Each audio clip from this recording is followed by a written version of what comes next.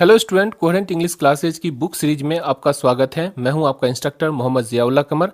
आप देख रहे हैं हमारे YouTube channel coherent English classes और इस वीडियो में आज हम डिस्कस करने जा रहे हैं बिहार बोर्ड की 12वीं की किताब यानी कि रेनबो, उसके chapter number 2 Bharat is my home का पैराग्राफ नंबर 5 से लेकर पैराग्राफ नंबर 9 तक का हिंदी इंग्लिश ट्रांसलेशन, फिर एक्सप्लेनेशन और वर्ड मीनिंग। यानी कि इस वीडियो के अंदर आप जो है पैराग्राफ नंबर 5 से लेकर पैराग्राफ नंबर 9 तक के जो पैराग्राफ हैं उसका हम लोग पहले लाइन बाय लाइन ट्रांसलेशन करेंगे, फिर उसके बाद उसको एक्सप्लेन करेंगे हम, और उसके बाद फिर आप उसमें से वर्ड मीनिंग जो होगा मेजर वर्ड मीनिंग, उस वर्ड मीनिंग का हम लोग इंग्लिश का जो वर्ड होगा उसका हिंदी मीनिंग समझने की कोशिश करेंगे।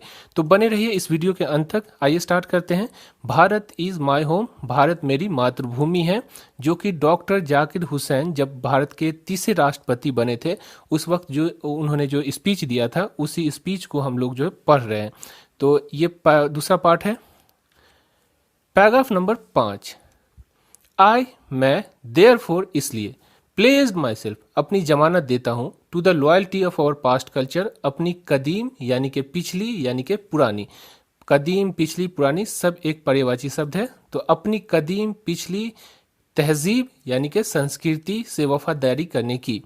From where so ever it may have come, भले ही जहाँ कहीं से आई हो, एंड बाय हुम so ever it may have been contributed, और जिस किसी ने भी ये योगदान दिया हो। आई प्लेस माई सेल्फ, मैं अपनी जमानत देता हूँ to the service of the totality of the country's culture, अपने देश की संस्कृति की कुल समग्रता के साथ सेवा करने की। I place my loyalty to my country, मैं अपनी वफादारी अपने देश के पास गिरवी रखता हूँ, इरिस्पेक्टिव ऑफ रिलीजन और लैंग्वेज, भाषा और धर्म की परवाह किए बिना। आई प्लेस माई सेल्फ, मैं अपनी जमानत देता हूँ to work for it strength and progress, इसके यानी कि भारत के सशक्तिकरण और प्रगति के लिए काम करने की। And for the welfare of its people, और इसके यानी कि भारत के लोगों के भलाई के लिए। Without distinction of caste colour और क्रीड, बिना किसी नस्ल पंथ रंग के भेदभाव के।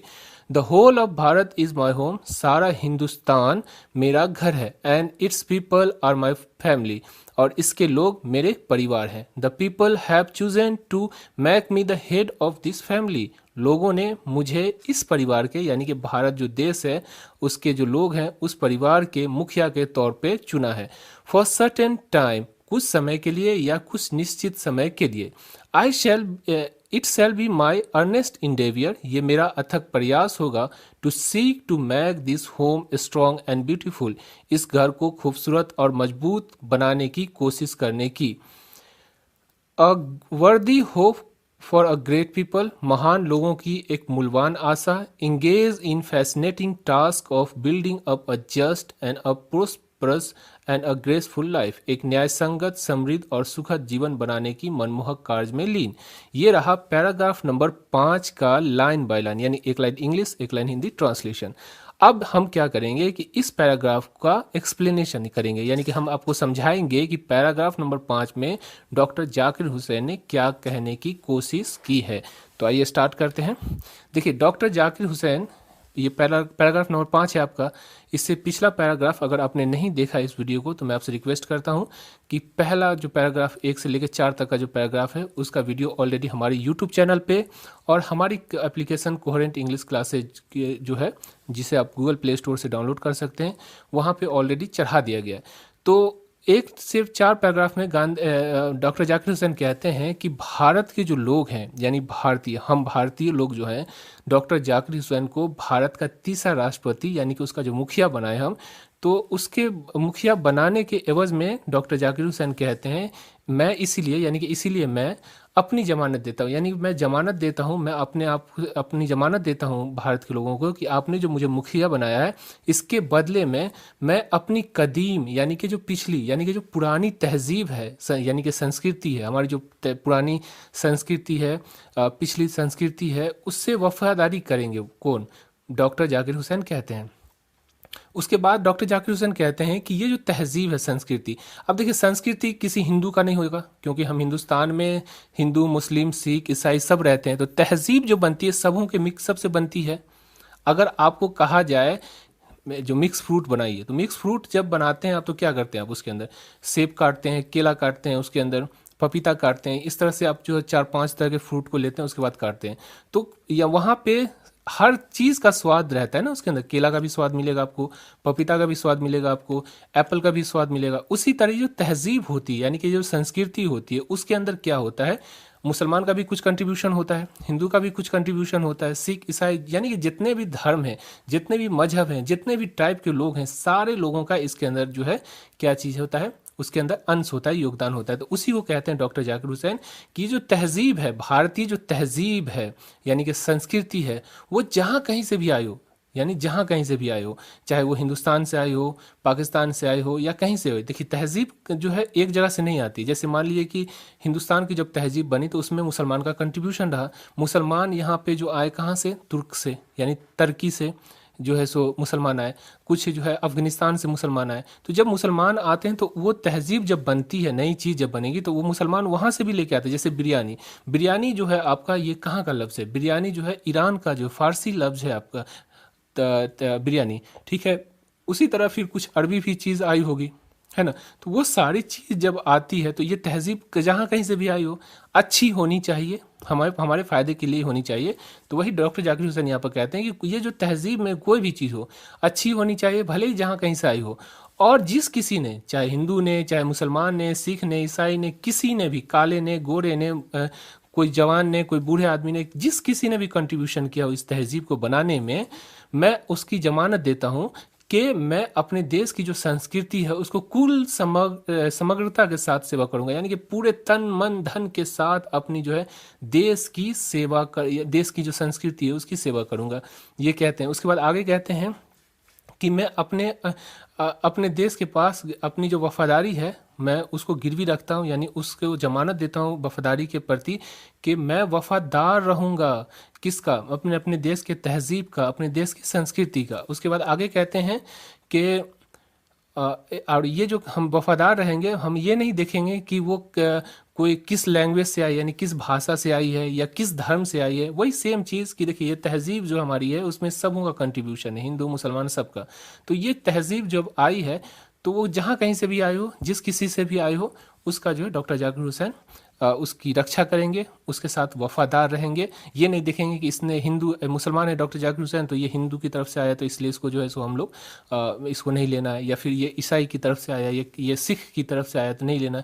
इस तरह का भेदभाव नहीं करेंगे हम, क्योंकि देखिए राष्ट्रपति मतलब राष्ट्र का जो है सो सबसे बड़ा पहला व्यक्ति हो जाता है। तो उसकी जिम्मेदारी होती है कि वो अपने हिंदू मुसलमान के चश्मा को उतार दे और जो है वो क्या करे, सारे राष्ट्र को, ये उसकी रिस्पॉन्सिबिलिटी है, चाहे वो कोई भी हो, सबको एक नज़र से और एक निगाह से देखे। तो वही doctor Zakir Hussain paragraph number 5 में कहते हैं। आगे कहते हैं कि मैं ये जमानत देता हूँ, मैं ये गारंटी देता हूँ, मैं ये गारंटी देता हूं कि भारत के सशक्तिकरण और उसकी प्रगति के लिए, यानी भारत को मजबूत बनाने के लिए, उसे ताकतवर बनाने के लिए और उसकी जो उन्नति है, उसकी जो प्रगति है, उसकी जो डेवलपमेंट है, उसके लिए काम करूंगा और जो है इसके भलाई के लिए भी मैं काम करूंगा, डॉक्टर जाकिर हुसैन कहते हैं। फिर जोर देते हैं कि बिना नस्ल के, कौन नस्ल से है, छोटी नस्ल से है, बड़ी नस्ल से है, ब्राह्मण है, क्षत्रिय है, या कोई शेख है, या कोई सैयद है, जुलाहा है, बुनकर है, धुनिया है, यानी जो भी नस्ल का हो, किसी भी नस्ल का हो, या किसी भी पंथ को मानने वाला हो, यानी पंथ का मतलब होता है रास्ते पर चलने वाला, यानी किसी भी धर्म को मानने वाला हो, या किसी भी रंग का हो, काला हो, गोरा हो, इसका हम परवाह नहीं करेंगे, हम इसकी परवाह नहीं करेंगे। हम सबकी भलाई के लिए, सबकी सशक्तिकरण के लिए और सबकी प्रगति के लिए हम काम करेंगे, ये डॉक्टर जाकिर हुसैन अपनी स्पीच में कहते हैं। उसके बाद फिर डॉक्टर जाकिर हुसैन फिर बताते हैं कि देखिए जो हमारा हिंदुस्तान है वो मेरा एक घर जैसा है, यानी उसको समझाने की कोशिश करते हैं लोगों को कि हमारा जो हिंदुस्तान है वो एक घर जैसा है और इसके जितने भी लोग हैं, चाहे गोरे हो, काले हो, हिंदू हो, मुसलमान हो, जो भी हो, हिंदुस्तानी होना चाहिए, वो सारा का सारा क्या है, ये मेरा परिवार है, ये मेरे परिवार के सदस्यों में से है। और उन लोगों ने मुझे जो क्या किया है कि मुखिया बनाया, यानी कि हेड बनाया मुझे, किसका, उन लोगों ने चुनकर जो है मुखिया बनाया, किसका, इस घर का, यानी कि हिंदुस्तान का। और कुछ समय के लिए, ये कुछ समय 5 साल के लिए, 10 साल के लिए जो बनाया है, ठीक है। उसके बाद डॉक्टर जाकिर हुसैन कहते हैं कि इसने जो मुखिया बनाया है तो इसमें मेरा जो कंट्रीब्यूशन होगा, उसने जो मुझसे वफादारी किया है तो उसके बदले में मैं क्या करूँगा, मैं अथक प्रयास करूँगा, यानी बिना थके हुए प्रयास करूँगा इस घर को खूबसूरत और मजबूत बनाने की कोशिश में, इस घर को खूबसूरत और मजबूत बनाने की कोशिश में। उसके बाद कहते हैं कि ये न्याय संगत, समृद्ध और सुखद जीवन जो है बनाएंगे लोगों का, यानी ये काम में क्या क्या कंट्रीब्यूशन देंगे, वो न्याय संगत यानी कि सबको न्याय मिले इस तरह की व्यवस्था करेंगे। समृद्ध, समृद्ध का मतलब हो गया यानी किसी के सामने हाथ न फैलाया जाए, यानी हम हिंदुस्तानी के लिए ऐसा काम करेंगे कि हमारे हिंदुस्तानी भाई को विदेश में ना जाना पड़े, गल्फ कंट्री में जाके कमाना ना पड़े, कोई दूसरे देश में जाकर जो है गुलामी करने की जरूरत ना पड़े, हम अपने आप में समृद्ध हो जाएंगे, धन संपन्न हो जाएंगे, इस तरह का काम करेंगे। और सुखद जीवन यानी कि जीवन सुखमय होनी चाहिए, कठिनाइयों से भरी नहीं होगी, इसकी कल्पना किया है डॉक्टर जाकिर हुसैन ने पैराग्राफ नंबर 5 में। ये तो हो गया आपका एक्सप्लेनेशन। अब हम लोग इसमें जो वर्ड मीनिंग यूज हुई है उसको देख लेते हैं। पैराग्राफ नंबर 5 में देखिए, जहां कहीं, वेयर सो एवर, देखिए वेयर सो एवर का मतलब समझिए जहां कहीं, वेयर सो एवर का मतलब क्या हो गया, जहां कहीं। देखिए ये भी हरान में और ये भी हरा में, तो इसको आप जो वीडियो को पॉज कर लीजिए और उसके बाद इसे आप लिख लीजिए। उसके बाद यहाँ देखिए प्लेस का मतलब वो समझिए, प्लेस का मतलब होता है जमानत देना या फिर जो है गिरवी रखना। प्लेस का मतलब गारंटी भी होता है, और इसको आप जो है आम बोलचाल में अगर हिंदी में समझना चाहें तो इसका दो माने होता है, जमानत देना या फिर गिरवी रखना, ये कहलाता है। ठीक है, आगे चलते हैं। whom so ever का मतलब होता है जिस किसी ने, whom so ever का मतलब क्या हुआ, जिस किसी ने। उसी तरह कंट्रीब्यूटेड, ये कंट्रीब्यूट से बना, कंट्रीब्यूट का मतलब होता है योगदान देना, और ईडी लग गया यानी कि ये पास्ट टेंस हो गया, इसलिए यहाँ पर योगदान दिया, पास्ट की बात हो रही है। तो कंट्रीब्यूटेड का मतलब योगदान दिया और कंट्रीब्यूट का मतलब क्या होता है, योगदान देना। उसके बाद देखिए यहाँ पे लॉयल्टी, लॉयल्टी का मतलब क्या होता है, वफादारी। टोटलिटी का मतलब होता है कुल समग्रता, ठीक है, कुल समग्रता। टोटलिटी का मतलब क्या हुआ, कुल समग्रता। उसके बाद देखिए इस इररिस्पेक्टिव ऑफ, इररिस्पेक्टिव ऑफ का मतलब होता है कि परवाह किए बिना। आगे चलते हैं। उसके बाद यहाँ देखिए स्ट्रेंथ एंड प्रोग्रेस, तो स्ट्रेंथ का मतलब क्या होता है, ताकत, शक्ति, और प्रोग्रेस का मतलब क्या होता है, डेवलपमेंट, प्रगति। ठीक है, तो ये देखिए यहाँ पर सशक्तिकरण, स्ट्रेंथ तथा एंड और प्रोग्रेस मतलब प्रगति। समझ में आ गया आपको। आगे चलते हैं। वेलफेयर, वेलफेयर का मतलब होता है भलाई, वेलफेयर का मतलब क्या होता है, भलाई। ठीक है, उसके बाद देखिए डिस्टिंक्शन, डिस्टिंक्शन का मतलब होता है भेदभाव, अंतर, इसे कहते हैं। तो डिस्टिंक्शन का मतलब क्या हुआ, भेदभाव, यहाँ देखिए ब्लू में।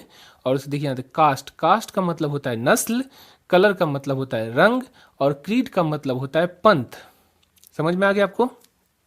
आगे चलते हैं। हेड, हेड का मतलब होता है मुखिया, हेड का मतलब होता है दिमाग, दोनों चीज होता है, लेकिन यहाँ पे जो हेड का मतलब हो गया मुखिया। जैसे हेड मास्टर, यानी कि आपके स्कूल का कोई अगर हेड मास्टर है, मतलब क्या कि आपके जो स्कूल में जो मास्टर है उसका हेड यानी कि उसका मुखिया है ना। तो उसी तरह हेड का मतलब क्या हो गया, मुखिया। अर्नेस्ट इंडेवियर का मतलब होता है अथक प्रयास, इंडेवियर का मतलब होता है प्रयास, और अर्नेस्ट का मतलब होता है अथक, बिना थके हुए। समझ में आ गया आपको। आगे चलते हैं। देखिए यहाँ पे फैसिनेटिंग, फैसिनेटिंग का मतलब होता है मनमोहक, और टास्क का मतलब होता है काम या कार्य। तो फैसिनेटिंग टास्क का मतलब क्या हो गया, मनमोहक कार्य। उसके बाद बिल्डिंग अप, बिल्डिंग अप का मतलब बनाना, निर्माण करना, बनाना है ना। तो बिल्डिंग अप का मतलब क्या हुआ ना, बनाना। जस्ट, JUST, जस्ट माने होता है अभी अभी, और जस्ट का दूसरा माने भी होता है, जस्ट का मतलब होता है इंसाफ। जैसे जस्टिस, जस्टिस का मतलब क्या होता है, इंसाफ। उसी तरह जस्ट का मतलब JUST, जस्ट मतलब क्या होता है, इंसाफ। तो न्याय संगत। समझ में आ गया। प्रोस्परस, प्रोस्परस का मतलब होता है समृद्ध, सब हर चीज में सुखी, संपन्न, उसको दूसरे के यहाँ पर हाथ ना फैलाना हो, उसको कहते हैं प्रोस्परस। ठीक है, और उसके बाद जो है सुखद, तो ग्रेसफुल का मतलब क्या हो गया, सुखद। तो ये पैराग्राफ नंबर 5 को पहले हमने लाइन बाय लाइन ट्रांसलेट किया, उसको एक्सप्लेन करने की कोशिश किया, और उसके बाद ये वर्ड मीनिंग था, जिसे आप वीडियो को पॉज करके आप जो है सो इसको लिख सकते हैं, या फिर आप हमारी एप्लीकेशन को डाउनलोड कर सकते हैं, वहाँ पे आपको सारी चीज़ मिल जाएगी। ठीक है, इससे पहले कि हम आगे बढ़ें, हम आपसे रिक्वेस्ट करते हैं कि अगर आपने स्क्रीन पर दिख रही किताब रेनबो स्नैपशॉट को परचेज नहीं किया है तो प्लीज़ प्लीज़ जितना जल्दी हो सके आप इस किताब को खरीद लें। इस किताब की कीमत आपको 220 रुपया है, जिसे आप हमें बैंक ट्रांसफ़र करके कुरियर द्वारा अपने घर पर मंगवा सकते हैं। यानी कि आपको 220 रुपया देना पड़ेगा, हमारे बैंक में ट्रांसफ़र करना पड़ेगा, और फिर हम जो आपको कुरियर से आपका पता लेकर आपके घर तक पहुंचा देंगे। और इत्मीनान रखिए, यकीन रखिए कि आपका किताब आपके घर तक पहुंच जाएगा।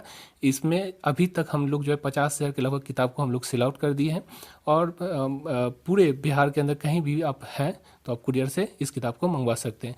अधिक जानकारी आपको लेनी है तो स्क्रीन पर दिए गए जो मोबाइल नंबर है 9065829862 उस पर कॉल कर सकते हैं, या फिर हमें इसी नंबर पे 9065829862 पर व्हाट्सअप भी कर सकते हैं। इस बुक की सबसे बड़ी विशेषता ये है कि ये किताब जो है बिहार बोर्ड के जो 100 मार्क्स की किताब है रेनबो, उसका हिंदी इंग्लिश अनुवाद है।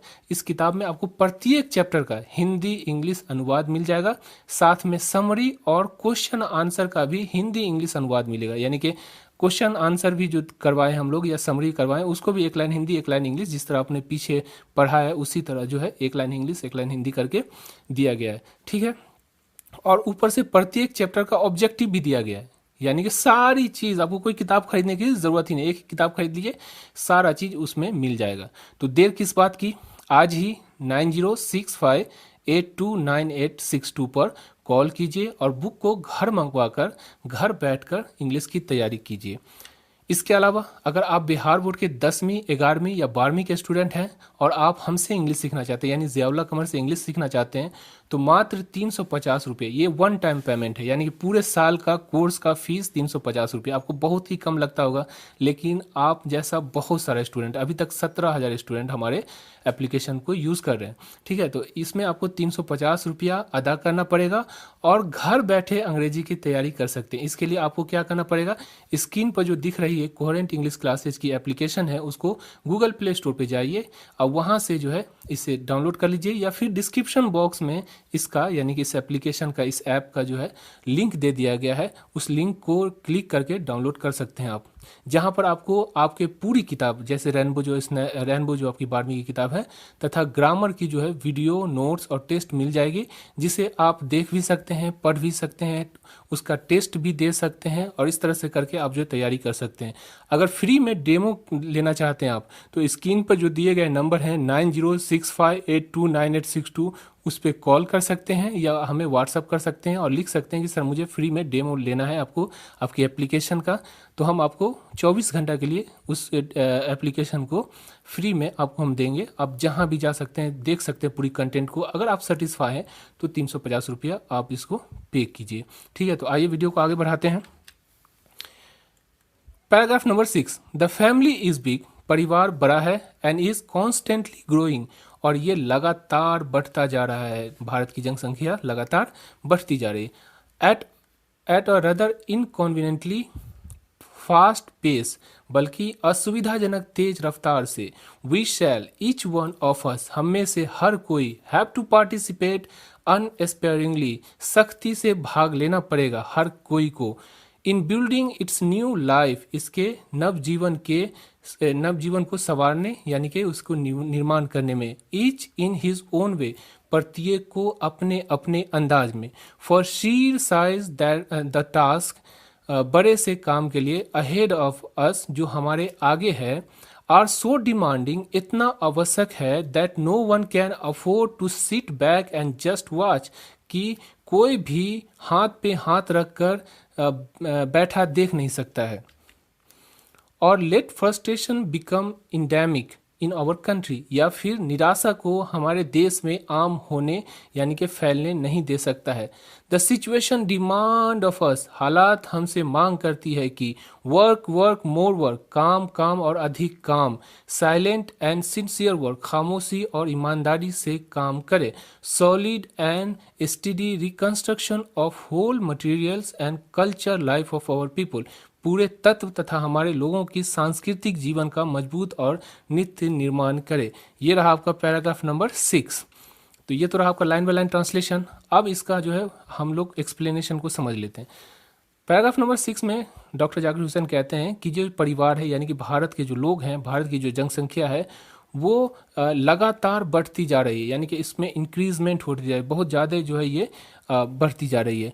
और ये उसके बाद डॉक्टर जाकिर हुसैन कहते हैं कि असुविधाजनक तेज रफ्तार से, इतनी तेज रफ्तार से बढ़ रही है कि असुविधा पैदा कर रही है। डॉक्टर जाकिर हुसैन आगे कहते हैं कि हमें से हर कोई को सख्ती से इसमें भाग लेना पड़ेगा।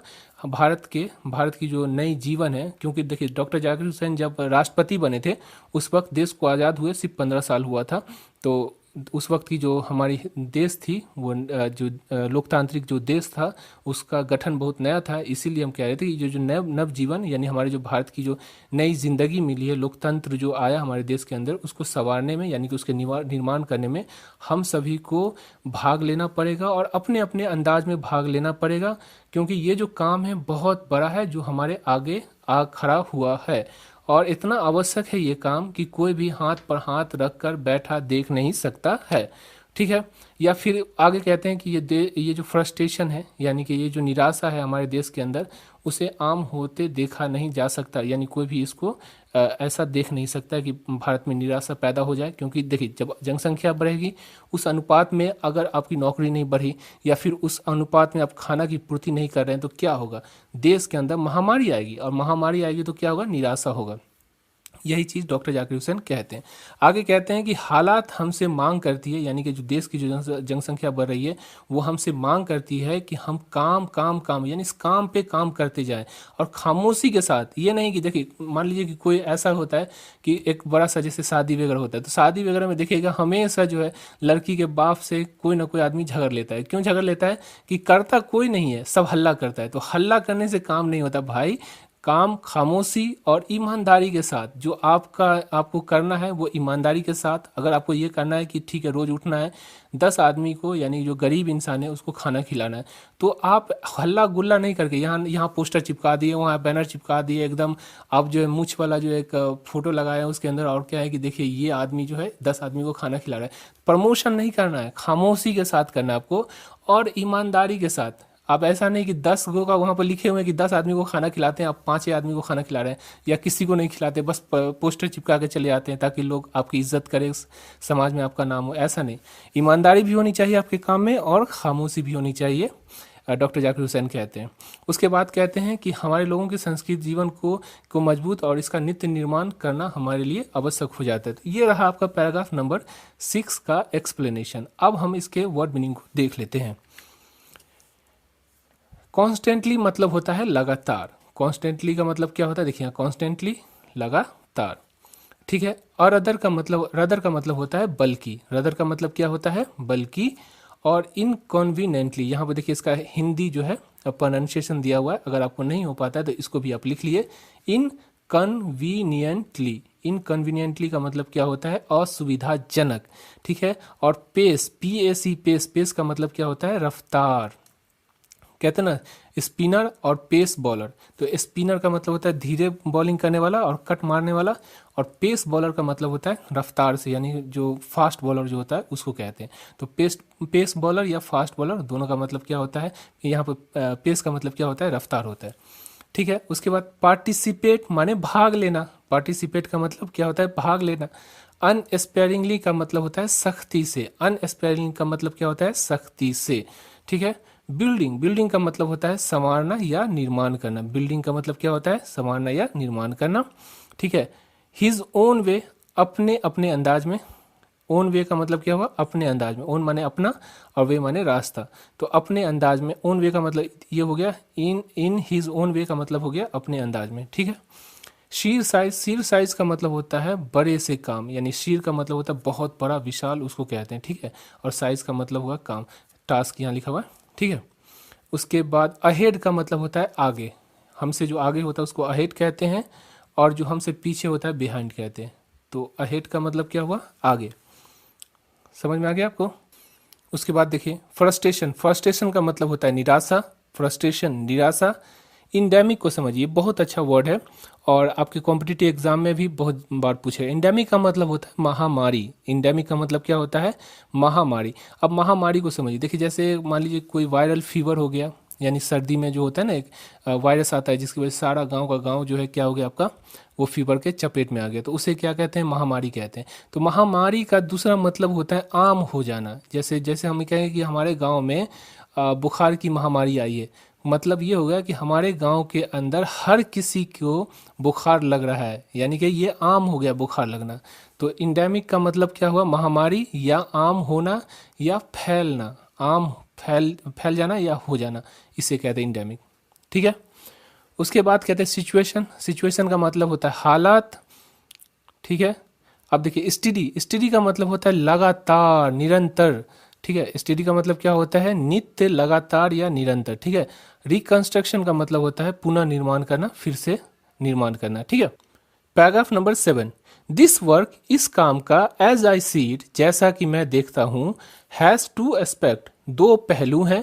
वर्क ऑन वन सेल्फ, अपने ऊपर काम करना, and work for the society around, और अपने आस पास के समुदाय के लिए काम करना।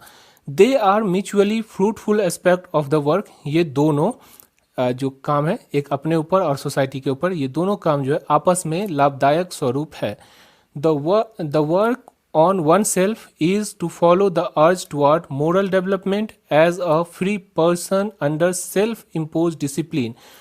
खुद को संवारना एक स्वतंत्र व्यक्ति के रूप में नैतिक विकास की चाह में आत्मरोपित अनुशासन का साथ देगा, which alone can render that development possible, जो अकेले उस विकास को संभव बनाने में साथ दे सकता है। Its in product is a free moral personality, इसका अंतिम परिणाम साफ सुथरी राजनीतिक व्यक्तित्व है। We can neglect the end product only at our peril, हम इस अंतिम परिणाम को अपनी जिम्मेदारी पर नजरअंदाज कर सकते हैं। This and product can not sustain itself, ये अंतिम परिणाम तब तक अपने आप में जीवित नहीं रह सकता, without seeking and exercising itself to bring about the approximation of the society, जब तक समाज को समीप लाने के लिए खुद में खोजने और अभ्यास करने की कोशिश नहीं किया जाए। in which it is privileged to serve to a better and a juster and a more graceful way of life, जो एक अच्छा, एक न्याय संगत, एक जीवन के सुंदर आचरण को परोसने से गौरवान्वित हो। The individual cannot grow to the full perfection without a corresponding advance of the collective social existence. सामूहिक सामाजिक विद्वानता के उन्नति के अनुरूपता के बगैर एक व्यक्ति प्रवीणता तक नहीं पहुंच सकता। Let us resolve to get wholeheartedly engaged in these two aspects of work, individual and social. चलो हम लोग पूरे मन से लग जाएं इस काम के दो पहलू, व्यक्तिगत और सामाजिक, को हल करने में। ये रहा पैराग्राफ नंबर 7 का लाइन बाय लाइन एक्सप्लेनेशन। अब इसको लाइन बाय लाइन ट्रांसलेशन, अब इसको हम लोग जो एक्सप्लेन करते हैं, समझने की कोशिश करते हैं। पैराग्राफ नंबर 7 में डॉक्टर जाकिर हुसैन कहते हैं कि इस काम को, यानी कि भारत के जो निर्माण को, अगर भारत का निर्माण करना है, लोगों को सुखी, संपन्न और जो है आपको जो है धन संपन्न बनाना है, लोगों को खुशहाल बनाना है, तो उसके लिए आपको क्या, डॉक्टर जाकिर हुसैन कहते हैं कि मेरे हिसाब से, जैसा कि मैं देखता हूँ, यानी कि मेरे हिसाब से दो पहलू हैं, यानी दो पहलू पर अगर काम किया जाए तो ये काम होना संभव है। पहला चीज़ क्या है? अपने ऊपर काम करना, यानी कि आपको पहला चीज़ ये करना होगा कि अपने आप पे काम करना पड़ेगा, अपने ऊपर आपको काम करने पड़ेगा। और दूसरा चीज़ आपको क्या करना पड़ेगा? आपके जो समुदाय है, आपकी जो सोसाइटी है, जिस समाज के अंदर आप रहते हैं, उस समाज के लिए भी काम करना पड़ेगा। यानी कि दो काम आपको करना है, अपने ऊपर काम कीजिए, अपने आप को संभालिए, और सोसाइटी के लिए काम कीजिए, सोसाइटी को संभालिए। ये दोनों काम आपस में लाभदायक स्वरूप है, यानी लाभ प्रदान करने वाला है, यानी कि फायदा पहुंचाने वाला है, ये दोनों काम है। ठीक है। उसके बाद कहते हैं कि अपने ऊपर कैसे काम कीजिए? खुद को संवारने के लिए जो है आपको क्या करना पड़ेगा? एक स्वतंत्र व्यक्ति के रूप में आपको अपनी नैतिक विकास करनी, नैतिकता को जो विकास करना, आपके अंदर जो मोरल वैल्यू है उसको विकास करना पड़ेगा, उसको परवान चढ़ाना पड़ेगा, उसको डेवलप करना पड़ेगा। और ये कैसे हो सकता है? आत्मरोपित, यानी आत्मरोपित को समझिए, सेल्फ इम्पोज। सेल्फ माने होता है अपने आप, इम्पोज, इम्पोज का मतलब होता है पाबंदी लगाना। जैसे हमको इम्पोज करना, सेल्फ इम्पोज का मतलब ये होगा कि हम देखिए समाज के अंदर अगर आप दारू पीना चाहते हैं, नशा करना चाहते हैं, तो वहाँ पे आपको आपके माता पिता 18 साल से पहले रोक सकते हैं, आपको मार पीट सकते हैं, लेकिन 18 साल के बाद आपके माता पिता कुछ नहीं कर सकते।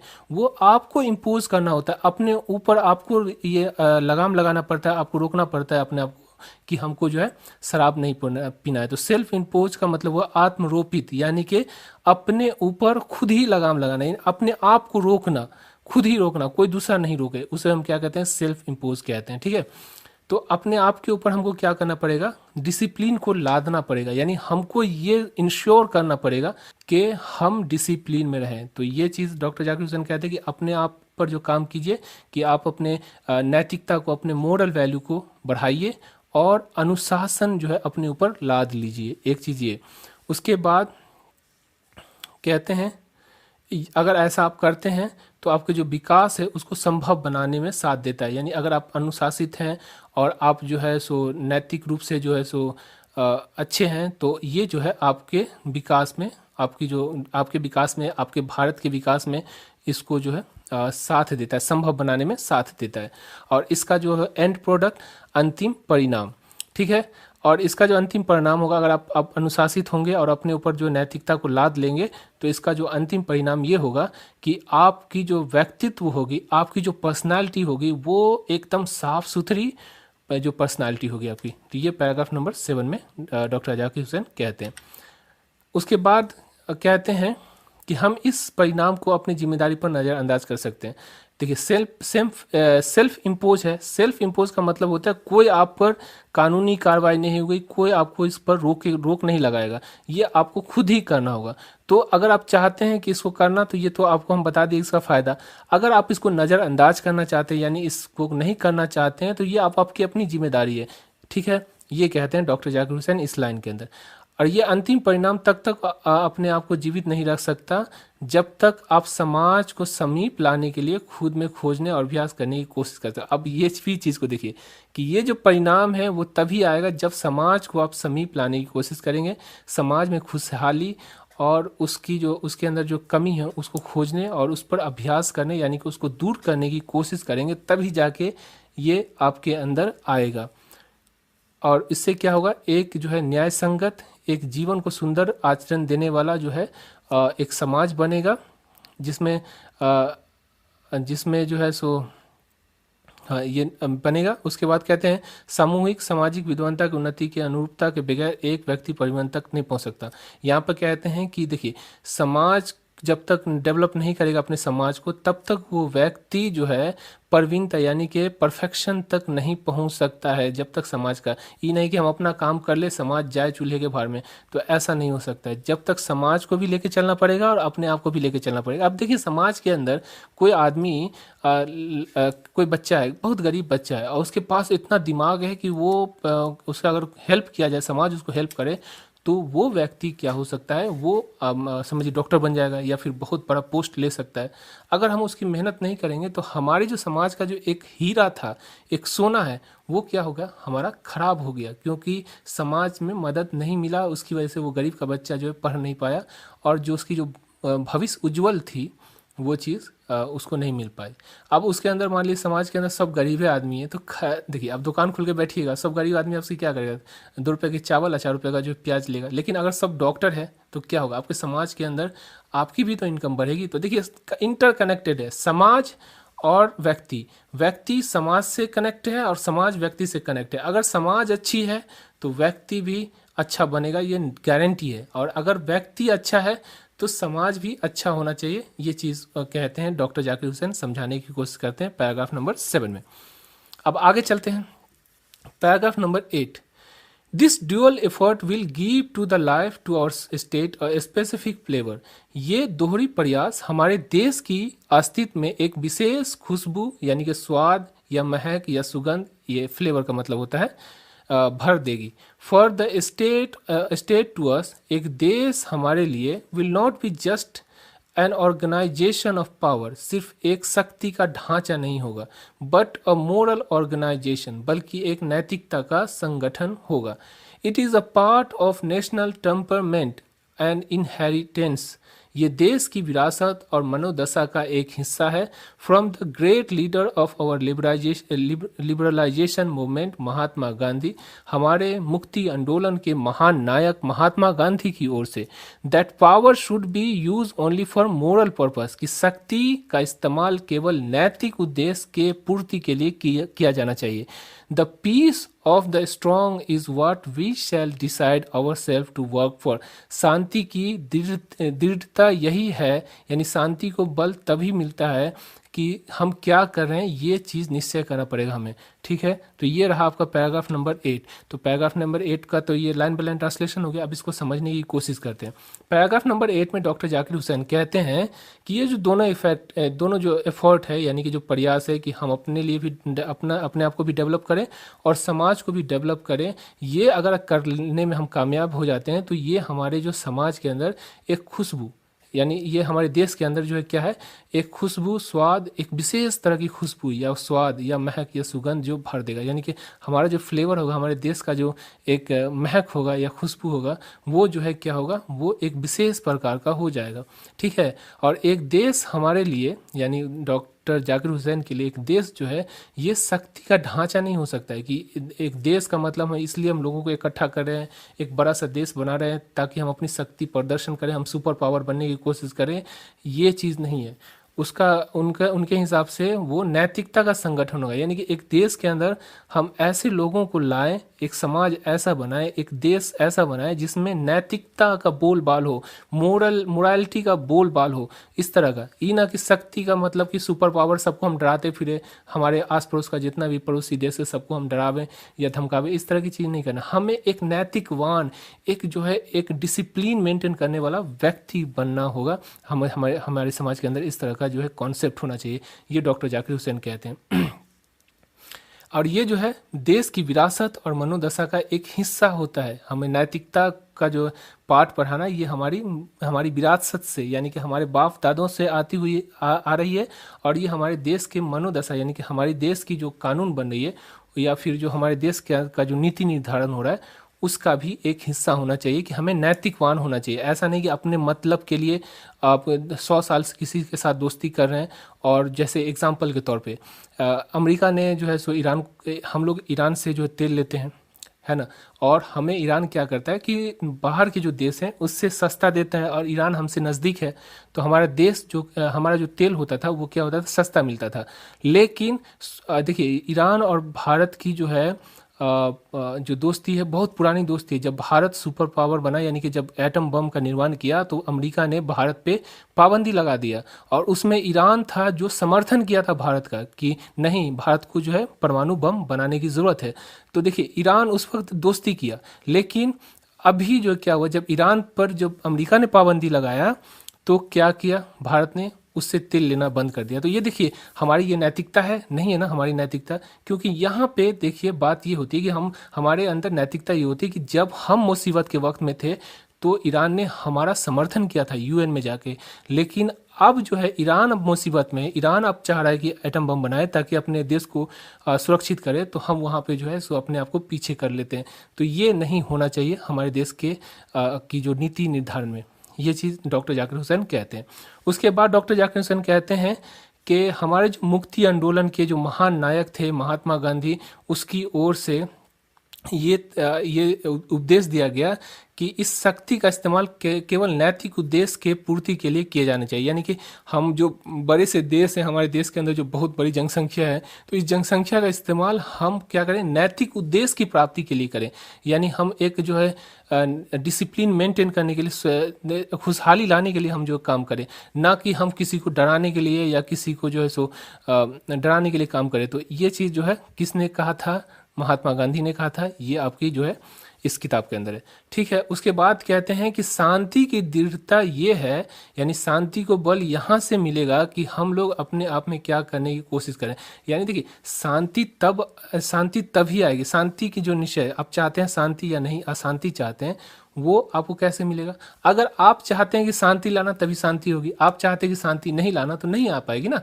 तो आप जो करेंगे उसके हिसाब से होगा कि आपके अंदर शांति आएगी या नहीं आएगी, ये आपके ऊपर डिपेंड करना है। अगर आप नैतिकवान होंगे तो आपके अंदर एक चीज़ देखिए, आदमी कम खाता है, लेकिन अगर वो इंसान नैतिकवादी आदमी होता है तो मन के अंदर सुकून होती है कि मरने के बाद हम जो है हम जरूर है कि स्वर्ग में या जन्नत में जाएंगे। लेकिन एक इंसान है जो कि अपने मतलब के लिए, अपने फायदे के लिए, अपनी जो स्वार्थ के लिए किसी का गला घोंट देता है या किसी को जो है सो परेशान करता है, तो वो व्यक्ति कभी भी सुख शांति से नहीं रह सकता है। समझे? तो यही चीज़ डॉक्टर जाकिर हुसैन भी कहते हैं अपने भारत इज माय होम में, और यही चीज़ को आपने पढ़ा था किसमें, इंडियन सिविलाइजेशन एंड कल्चर में महात्मा गांधी ने आपको बताया था। आगे चलते हैं। अच्छा, इससे पहले कि आगे बढ़े थोड़ा सा इसका वर्ड मीनिंग को देख लीजिए। ड्यूअल का मतलब होता है दो, जैसे ड्यूअल सिम, दो सिम, जैसे आपके मोबाइल में अगर दो सिम लगता है तो ड्यूअल सिम होता है। तो ड्यूअल का मतलब क्या हुआ, दो या दोहरा या दोहरी। समझ में आ गया। एफर्ट का मतलब होता है प्रयास, ठीक है। स्पेसिफिक मतलब होता है खास या विशेष। स्पेसिफिक का मतलब क्या होता है, खास या विशेष। फ्लेवर का मतलब होता है खुशबू, स्वाद, महक, सुगंध, ये सब जो फ्लेवर होता है, ठीक है। ऑर्गेनाइजेशन का मतलब ढांचा, और यहाँ देखिए ऑर्गेनाइजेशन दोनों एक ही मीनिंग है लेकिन दोनों का अलग अलग माने हो गया। सेंटेंस के ऊपर डिपेंड करता है कि उस वर्ड का क्या माने होना चाहिए। यहाँ पे ऑर्गेनाइजेशन का मतलब ढांचा हुआ और यहाँ पे ऑर्गेनाइजेशन का मतलब हो गया संगठन। तो ऑर्गेनाइजेशन का मतलब ढांचा भी होता है और संगठन भी होता है, याद रखिएगा, ठीक है। टेम्परमेंट का मतलब होता है मनोदशा, और इनहेरिटेंस का मतलब होता है विरासत। विरासत का मतलब हो गया जो बाप दादा ने हमको प्रदान किया, यानी पुरखों से चली आई, यानी पुराने ज़माने से बाप दादा से जो चली आती। जैसे मान लीजिए कि आपके पास हाईवे पे एक ज़मीन है, तो उस ज़मीन मान लीजिए 200 साल पहले लिया गया, तो आपके दादा ने आपके अब्बू को दिया, आपके अब्बू ने आपको दिया, आप अपने बच्चे को दीजिएगा, तो ये विरासत में मिलती हुई वो ज़मीन हो गई। समझ में आ गया आपको। उसके बाद लिबरेशन का मतलब होता है मुक्ति, और मूवमेंट का मतलब होता है आंदोलन। समझ में आ गया। मोरल का मतलब होता है नैतिक। समझ में आ गया आपको। आगे चलते हैं।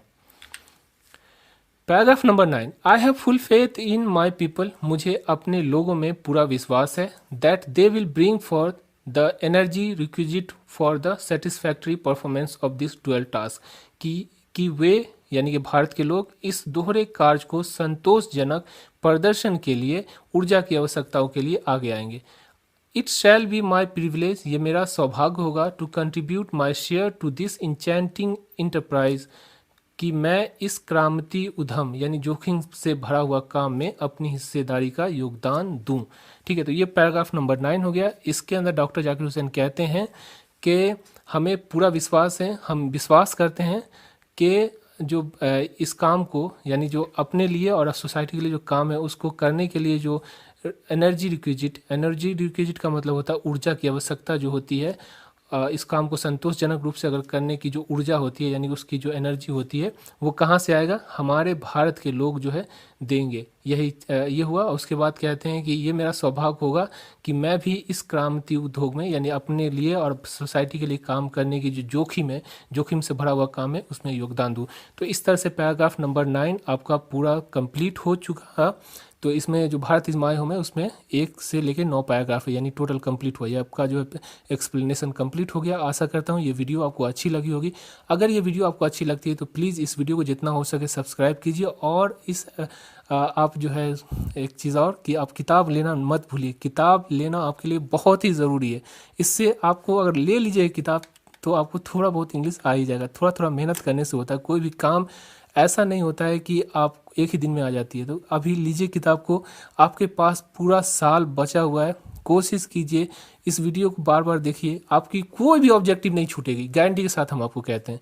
तो इस तरह से ये वीडियो का समापन हुआ। आशा करता हूँ ये वीडियो आपको अच्छी लगी होगी। Thank you so much for watching.